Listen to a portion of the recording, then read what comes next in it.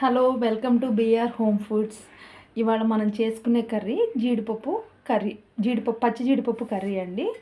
పచ్చి జీడిపప్పు అనేవి మాకు ఊళ్ళో దొరుకుతాయి. అంటే రాపప్పు అనమాట.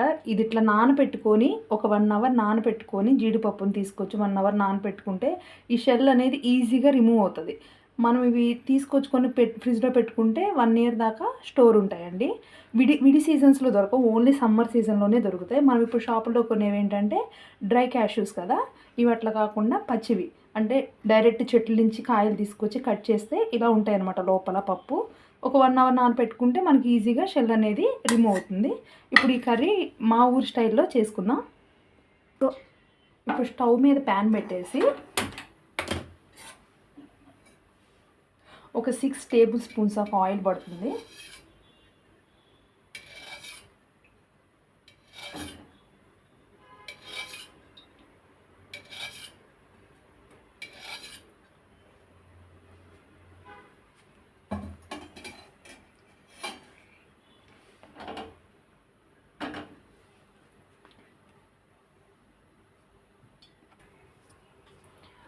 ఆయిల్ బాగా హీట్ ఎక్కిన తర్వాత మనం రెగ్యులర్గా వేసుకునే పోపు దినుసులండి.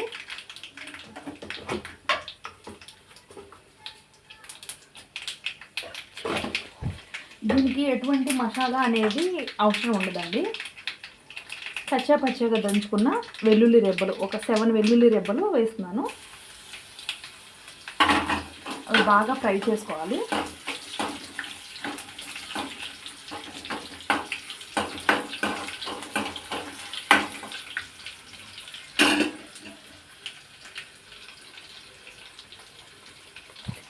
ఇప్పుడు సన్నగా తరుక్కున్న 4 పెద్దుల్లిపాయలండి.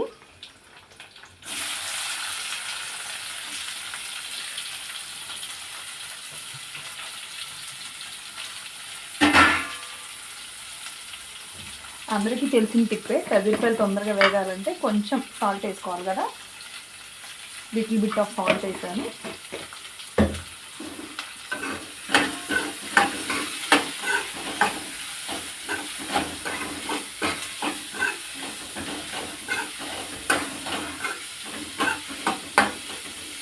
ఇది బాగా కలబెట్టుకోవాలి.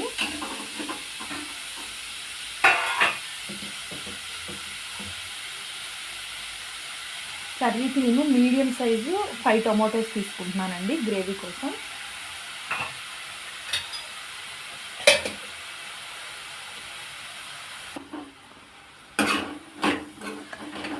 ఆనియన్స్ మంచిగా గోల్డెన్ బ్రౌన్ కలర్ వచ్చే వరకు ఫ్రై చేసుకోవాలి.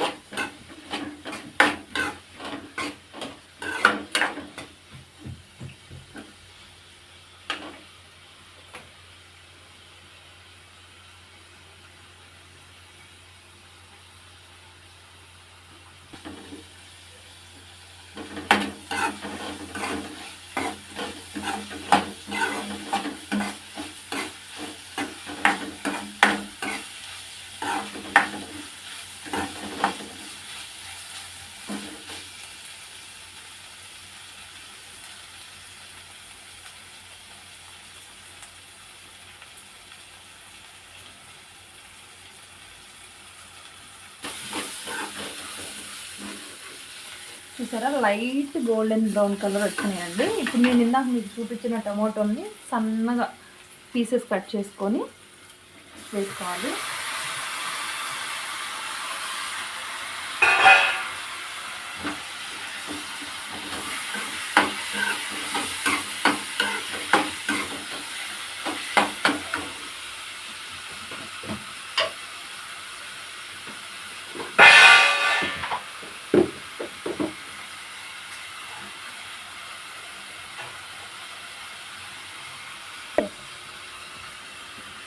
హాఫ్ టేబుల్ స్పూన్ పసుపు వేస్తున్నాను.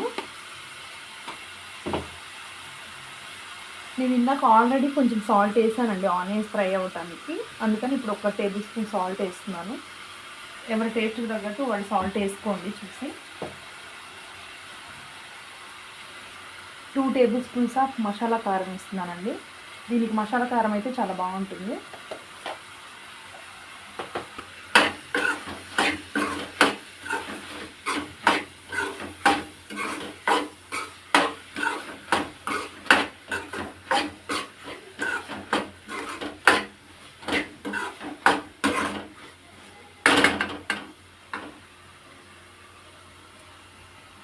టొమాటోస్ అలా మగ్గాల్సిన అవసరం ఏమి ఉండదండి, ఎందుకంటే క్యాష్యూస్ ఉడకడానికి చాలా టైం అండ్ వాటర్ పడతాయి. ఆ టొమాటోలో ఉన్న వాటరు సరిపోతుంది. శుభ్రంగా కడిగి పెట్టుకున్న క్యాష్యూస్ని దీనిలో వేసుకోవాలి.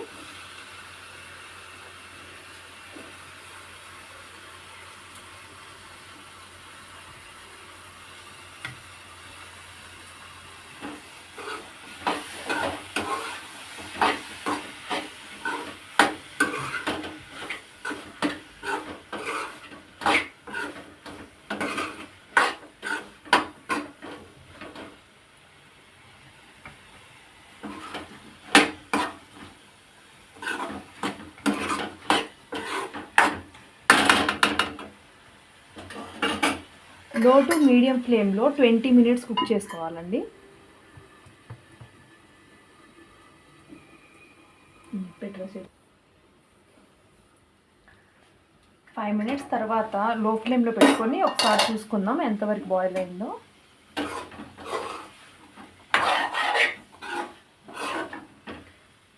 టమోటాలో వాటర్ కంటెంట్ అంతా తగ్గిపోయిందండి.